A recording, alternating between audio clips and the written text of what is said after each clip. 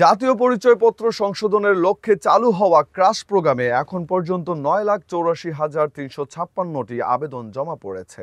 এর মধ্যে 9,07,662টি আবেদন এরই মধ্যে নিষ্পত্তি করা হয়েছে বলে জানিয়েছেন নির্বাচন কমিশনের সিনিয়র সচিব আক্তার হোসেন।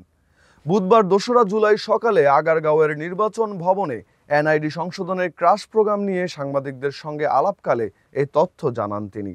ইসির সিনিয়র সচিব আক্তার হোসেন বলেন, কমিশন ক্রাশ প্রোগ্রামের ওপর বিশেষ গুরুত্ব দেওয়ায় এ পর্যন্ত উল্লেখযোগ্য অগ্রগতি সম্ভব হয়েছে।